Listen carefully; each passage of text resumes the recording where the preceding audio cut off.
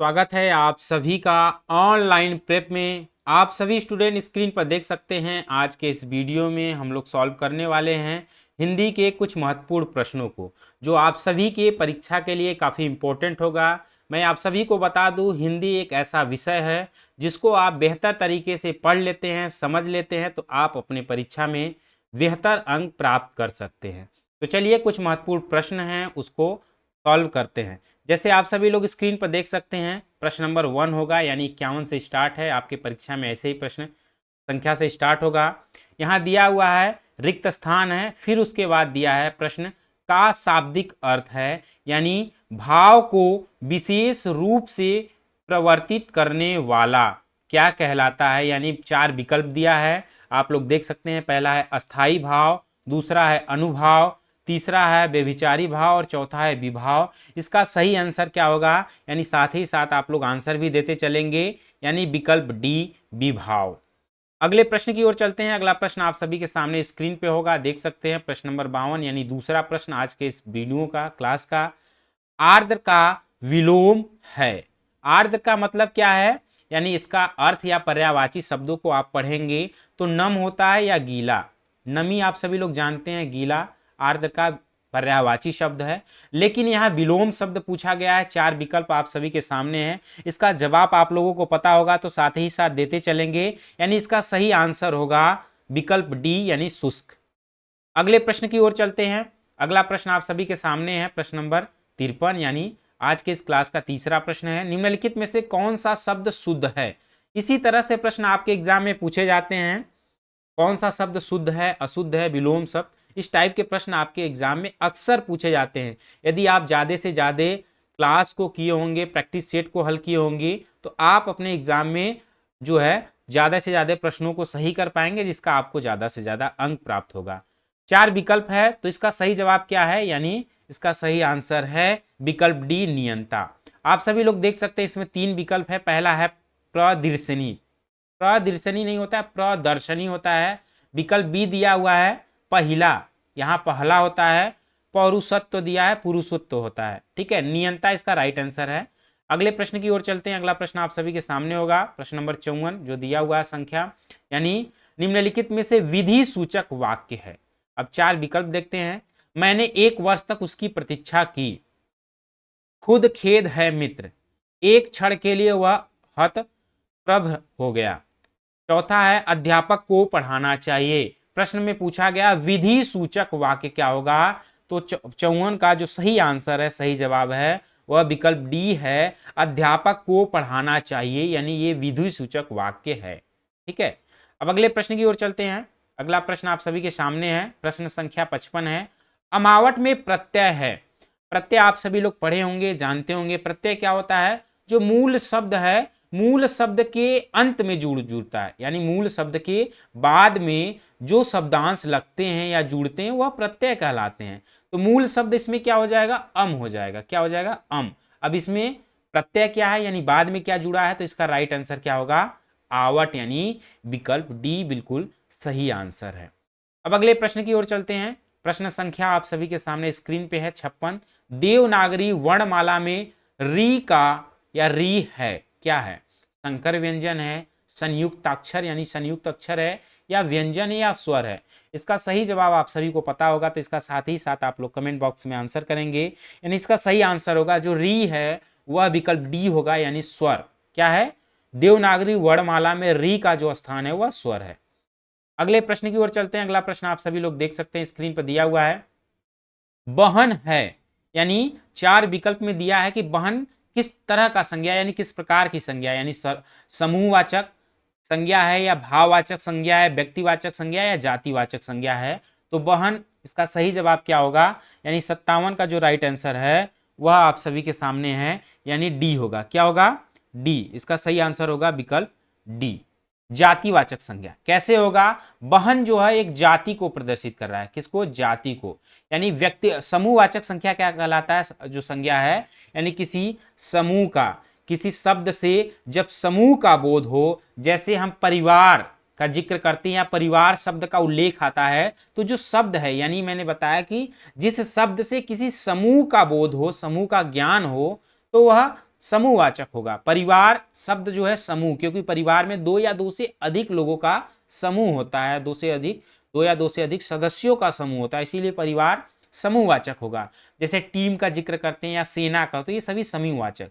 लेकिन भाववाचक में भाव प्रकट होता है, जैसे क्रोध हुआ, प्रेम हुआ, घृणा हुआ, इस तरह के जो शब्द होंगे वह भाववाचक में आता है। व्यक्तिवाचक में यानी किसी व्यक्ति, वस्तु, स्थान, केवल एक व्यक्ति या वस्तु या स्थान का जिक्र हो तो वह जाति व्यक्तिवाचक में होता है। लेकिन जातिवाचक में क्या होता है, जब किसी शब्द से उस पूरे वर्ग का, उस पूरे जाति का बोध हो। बहन करने से महिलाओं या स्त्रियों में जो बहन यानी स्त्रियां हैं, उसमें बहन शब्द से हमें एक जाति का बोध हो रहा है, तो वह जातिवाचक संज्ञा है, यानी इसका विकल्प डी है।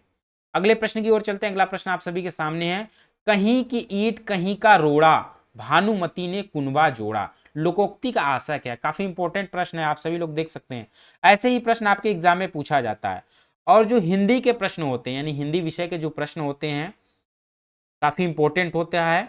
आप सभी लोग कम पढ़ के बेहतर अंक ला सकते हैं, अच्छा अंक प्राप्त कर सकते हैं अपनी परीक्षा में, इसलिए हिंदी विषय पर विशेष ध्यान देंगे। उसका सिलेबस बहुत कम होता है, जो है उसको आप पढ़ेंगे, अच्छे से पढ़ लेते हैं तो अच्छा अंक प्राप्त कर सकते हैं। ठीक है, 58 प्रश्न संख्या 58 का सही विकल्प होगा यानी डी होगा, इधर उधर की अनमेल वस्तुओं को एकत्र करना।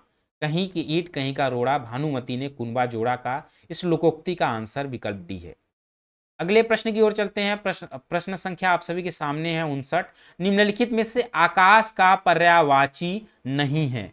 ध्यान से समझेंगे। पहला विकल्प दिया है ख, खगोल। यहाँ क्या होगा, यहाँ जो है मिसप्रिंट हो गया, यहाँ खगोल रहेगा, तो ये क्या होगा, खगोल, द्विलोक और व्योम, ये सभी जो है आकाश के पर्यायवाची शब्द हैं। लेकिन जब भी आप प्रश्नों को पढ़िए, उसको ध्यान से पढ़िए कि प्रश्न में पूछा क्या जा रहा है। कभी कभी बहुत जल्दीबाजी में क्या करते हैं सभी स्टूडेंट, गलत करके चले आते हैं कि पर्यायवाची शब्द क्या है, आकाश का देखते हैं, जो उनको पता होता है उसको लगा के चले आते हैं। लेकिन यहाँ पूछा है नहीं है, तो क्या विकल्प सही है? विकल्प डी, अंबुज। क्या है? अंबुज। किसका पर्यायवाची है? तो कमल का पर्यायवाची है। किसका है? अंबुज जो है वह कमल का पर्यायवाची शब्द है। फिर अगले प्रश्न की ओर चलते हैं। प्रश्न नंबर 60 यानी प्रश्न संख्या 60 आप सभी के सामने है। निम्नलिखित में से तद्भव शब्द क्या है? काफी इंपॉर्टेंट प्रश्न है। तद्भव तत्सम से प्रश्न पूछा जाता है। तो जो टॉपिक आपके सिलेबस में, जो भी एग्जाम आप दे रहे हैं उस सिलेबस में दिया है, तो उस सिलेबस से सीधा सीधा प्रश्न पूछा जाता है। आप तद्भव दिया है तो तद्भव से प्रश्न आएगा, तत्सम दिया है तो तत्सम से प्रश्न आएगा। ये सभी आप कैसे अच्छा कर पाएंगे? जब आप ज्यादा से ज्यादा अभ्यास किए होंगे, प्रैक्टिस सेट लगाए होंगे। तो इसीलिए आप सभी लोगों के लिए काफी इंपॉर्टेंट है प्रैक्टिस सेट है। बिल्कुल आप लोग अंत तक जरूर देखिएगा, कैसे सॉल्व करना है, कैसे जो है आप उसको हल करना है। तद्भव शब्द क्या कहलाता है? यानी जो संस्कृत से रूपांतरित होकर हिंदी में प्रयोग होते हैं। यानी जो तत्सम शब्द होता है वह संस्कृत से सीधा सीधा हिंदी में प्रयोग होता है, वो तत्सम कहलाता है। क्या कहलाता है? वो तत्सम कहलाता है। लेकिन यह तद्भव पूछा गया है जो तत्सम से रूपांतरित होता है, यानी तत्सम से परिवर्तित रूप होता है, उसका बिगड़ा हुआ रूप होता है। किसका? संस्कृत यानी तत्सम का बिगड़ा हुआ रूप होता है जो हिंदी में प्रयोग किया जाता है। तो इसका सही विकल्प क्या होगा 60 का? तो इसका सही आंसर होगा डी, थन। अब इसका तत्सम पूछा जाए क्या होगा, तो इसका तत्सम शब्द स्तन होता है। क्या होता है? स्तंभ। विकल्प ए दिया आम्र। आम्र का तत्सम शब्द क्या होगा? आम। आप सभी को पता होगा। क्षेत्र का तत्सम शब्द क्या होगा? खेत। क्षेत्र क्या है? क्षेत्र तत्सम शब्द है, लेकिन क्षेत्र का तद्भव शब्द क्या होगा? खेत। उसी प्रकार से क्षीर, क्षीर तत्सम शब्द है, इसका तद्भव शब्द क्या होगा? खीर। क्या होगा? खीर। लेकिन यहां तद्भव पूछा गया है तो विकल्प डी होगा, थन, जिसका तत्सम शब्द होगा स्तन। ठीक है, इस तरफ से आप समझ पाएंगे, इस तरह से पढ़ पाएंगे। जब आप अभ्यास यानी जो आपको ऑनलाइन प्रेप पे प्रैक्टिस सेट हिंदी के कराए जाएंगे और कराया जाता है, तो उसमें आपको जो विकल्प संबंधित जितने भी प्रश्न होते हैं, बनते हैं, वो सभी चीज़ें आपको बताई जाती है। प्रश्न नंबर यहाँ निर्देश दिया हुआ है, आपके एग्जाम में भी ऐसे निर्देश दिया होता है। ठीक है, प्रश्न संख्या 61 से 65 तक के जितने भी प्रश्न होंगे, दिए गए शब्द का सही अर्थ चयन करना है। ठीक है, यानी संख्या दिया हुआ है प्रश्न संख्या 61, अद्वितीय, इसका अर्थ क्या है? 4 विकल्प आप सभी के सामने है। अद्वितीय का मतलब होता है जिसके सामने कोई दूसरा न हो।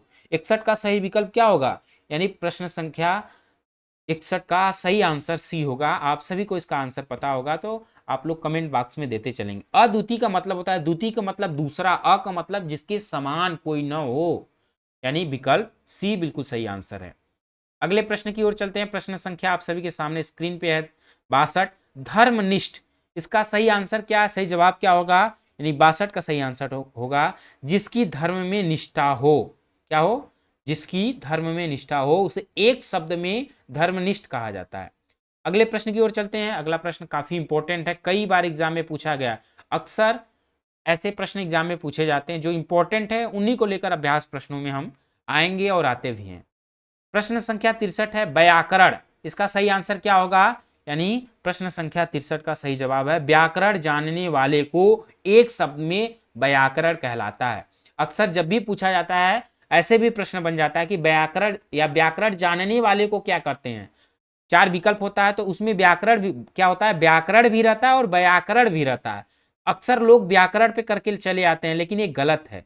सही इसका क्या है, व्याकरण। आप लोग यहाँ देख सकते हैं, ठीक है, आपके एग्जाम कहीं दिए होंगे, वहां भी पूछा गया होगा, तो आप उसको यहां से भी देख सकते हो इसका सही आंसर क्या है। प्रश्न संख्या 64 है अमूल्य, इसका सही जवाब क्या है, 4 विकल्प है। मूल्यहीन, जिसमें मूल्य अंकित न हो, जिसका मूल्य नहीं दिया गया हो, जिसका कोई मूल्य नहीं हो, तो 64 का सही विकल्प होगा डी अमूल्य। मूल्य क्या मतलब क्या होता है, जिसका अंक हो, जिसका मूल्य हो, लेकिन अ लगने से क्या हो, जिसका कोई मूल्य नहीं हो, ठीक है, अमूल्य, जिसका कोई मूल्य न हो उसे अमूल्य कहा जाता है। स्वयंभू, प्रश्न संख्या 65 आप सभी के सामने है। स्वयंभू, इसका सही जवाब क्या होगा, स्वयंभू का मतलब है जो, यानी स्वयं पैदा हुआ हो, क्या हो, जो स्वयं पैदा हुआ हो, विकल्प ए बिल्कुल सही आंसर।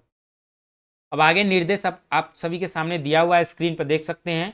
प्रश्न संख्या 66 से लेकर 67 तक के जो प्रश्न है, 2 प्रश्न होगा जिसमें कहावत के प्रचलित रूप का चयन करना है। यानी आप देख सकते हैं प्रश्न संख्या 66 आप सभी के सामने है, 4 विकल्प है, इसमें आपको चयन करना है कि कहावत का जो शुद्ध रूप कौन सा है। 4 विकल्प को पढ़ते हैं। पहला विकल्प क्या है, कोतवाल चोर को डांटे, प्रश्न नंबर 66, ये गलत है। क्या है, कोतवाल चोर को डांटे, ये कोई प्रचलित कहावत नहीं है। आप लोग कहावत को पढ़े होंगे, जानते होंगे, तो आप उसको जो है सही विकल्प का चयन कर सकते हैं। चोर कोतवाल को डांटे, ये भी गलत विकल्प है।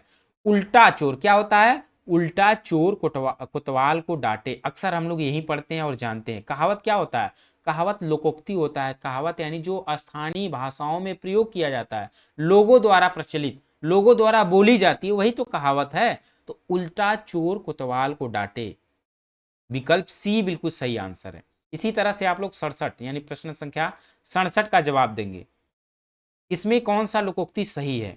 प्रश्न नंबर 67 आप सभी के सामने है, तो इसमें क्या है, यानी नाचने के लिए चाहिए टेढ़ा आंगन, ऐसा कोई लोकोक्ति नहीं है। आप लोग पढ़े भी होंगे, जानते भी होंगे, यानी ये गलत है, पढ़ने में भी गलत आ रहा है। नाच नहीं जानता आंगन टेढ़ा बताता, ये भी गलत है। टेढ़े आंगन में नाचना नहीं जानता, ये भी गलत है। यानी पढ़ने से आपको उसका भाव, उसका अर्थ का पता चलेगा, और आप लोग पढ़े होंगे, जानते होंगे, सुने भी होंगे, तो उसका सही जवाब दे पाएंगे।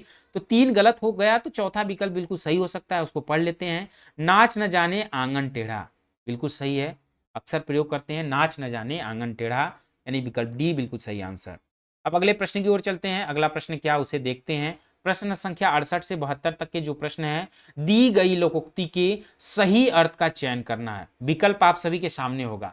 प्रश्न संख्या 68 है अधजल गगरी छलकत जाए, बहुत काफी इंपॉर्टेंट है, इसे ध्यान रखेंगे। यानी अक्सर पूछा जाता है अधजल गगरी छलकत जाए, ये लोकोक्ति अक्सर एग्जाम में पूछा जाता है, काफी प्रचलित लोकोक्ति है। इसका जवाब आप लोग दे पाएंगे, बिल्कुल सिंपल सा है। यानी 68 का सही जवाब क्या होगा, यानी विकल्प बी, क्या होगा, विकल्प बी, कम गुण वाला व्यक्ति अधिक दिखावा करता या दिखावा बहुत करता है। क्या है, कम गुण वाला, अधजल गगरी छलकत जाए, यानी गगरी क्या है, गगरी में आधा पानी भरा हुआ, लेकिन वह छलक रहा है, यानी उस गगरी से पानी बाहर आ रहा है, जो कि बाहर नहीं होना चाहिए, क्योंकि गगरी में आधा पानी। इस तरह से भी उसका अर्थ निकाल सकते हैं। लोकोक्ति को हमेशा अपनी भाषाओं में प्रयोग करिए, ठीक है, तब उसका अर्थ निकाल पाएंगे। यानी जिसके पास कम ज्ञान होता है, कम गुण होता है, वह ज्यादा दिखावा करता है, वो ज्यादा इतराता है, उसका सही विकल्प वही होगा, यानी विकल्प बी बिल्कुल सही आंसर। अगले प्रश्न की ओर चलते हैं। प्रश्न संख्या 69 आप सभी के सामने है, बंदर क्या जाने अदरक का स्वाद, ये भी काफी इंपॉर्टेंट है। इस तरह के प्रश्न अक्सर पूछे जाते हैं। बंदर अदरक के स्वाद से क्या करेगा? विकल्प बी है बंदर अदरक का स्वाद कैसे जानेगा? बंदर को अदरक में स्वाद नहीं आता। अयोग्य व्यक्ति मूल्यवान वस्तु का कद्र नहीं करता। यानी जो 69 दिया हुआ है उसका सही विकल्प क्या होगा? यानी विकल्प डी होगा। अयोग्य व्यक्ति मूल्यवान वस्तु का या वस्तु की कद्र नहीं क्या करता। यानी अदरक यानी बंदर क्या जाने अदरक का स्वाद? जो अयोग्य व्यक्ति होते हैं, यदि उन्हें कोई मूल्यवान वस्तु मिल गई या उन्हें कोई ऐसा पद मिल गया जो उसके योग्य नहीं है तो उसका वह कद्र नहीं करता है। इस तरह का जो विकल्प होगा उसका सही आंसर होगा। ठीक है, अब अगले प्रश्न की ओर चलते हैं।